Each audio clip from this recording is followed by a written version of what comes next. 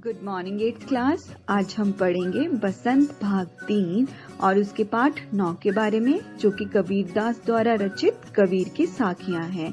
इन साखियों में कवि ने नीति के वचनों को सुंदर ढंग से प्रस्तुत किया है। प्रथम साखी में कबीरदास कहते हैं, हे मानव, तुम किसी साधु की जाति को कभी मत पूछना। यदि पूछना भी है तो उसके ज्ञान के बारे में पूछो।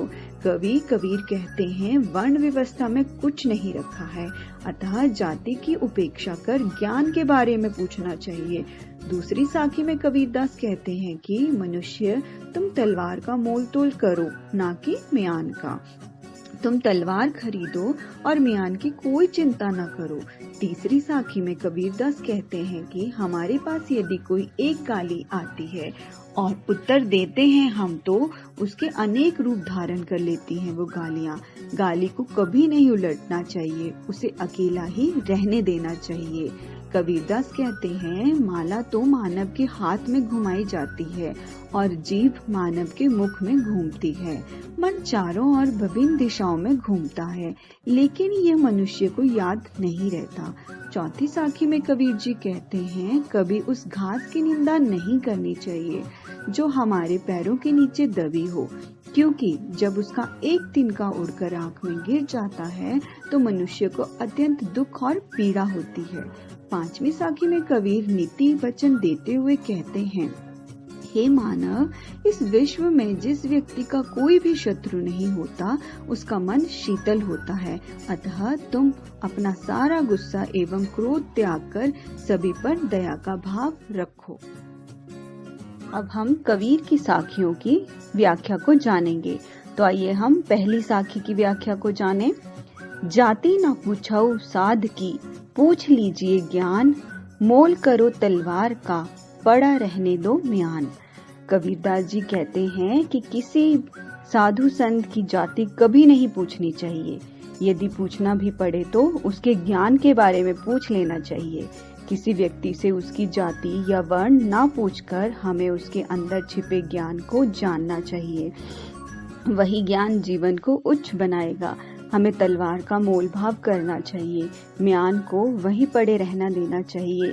तलवार को मुख्य मानना चाहिए, ना कि म्यान को। कबीर जी लोगों से वास्तविकता को जानने और समझने का आग्रह करते हैं। दूसरी साखी की व्याख्या को जानेंगे। आवत गारी एक है, उलटत होई अनेक, कह कबीर नाही उलटिए, वही एक की एक। कबीरदास जी कहते हैं, जब किसी के द्वारा दी गई कोई गाली आती है तो वह अपने आप में एक होती है, लेकिन जब इसी गाली को प्रतिक्रिया स्वरूप लौटाया जाता है तो वह अनेक रूप धारण कर लेती है। व्यक्ति एक गाली के बदले दूसरे को अनेक गालियां देता है। हमें ऐसे अभद्र वचनों को किसी को भी प्रतिक्रिया स्वरूप नहीं देना चाहिए, भले ही वह एक ही गाली क्यों न हो। कबीर बुराई को बुराई से नष्ट करके अपितु बुराई को अच्छाई से मिटाना चाहते हैं।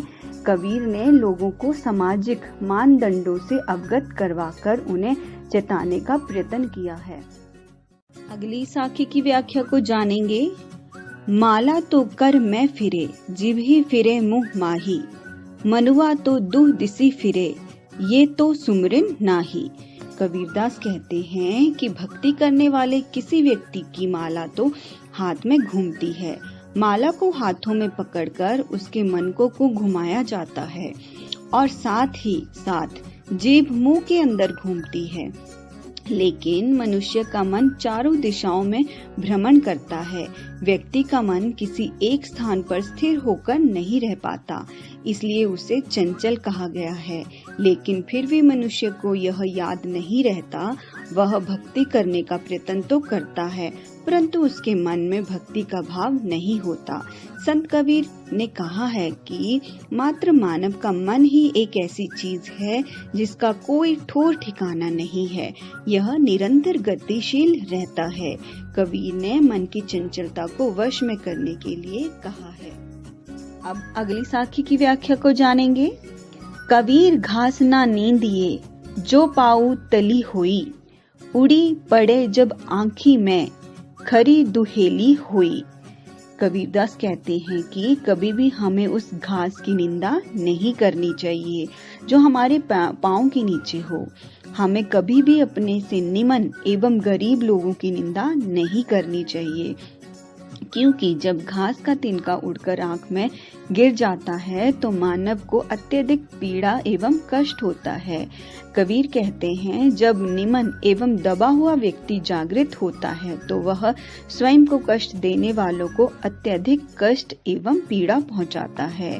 कबीर ने किसी की भी निंदा न करने का संदेश दिया है। अब हम अंतिम साखी की व्याख्या को जानेंगे। जग में बैरी कोई नहीं, जो मन शीतल होए, या आपा को डारी दे, दया करे सब होए।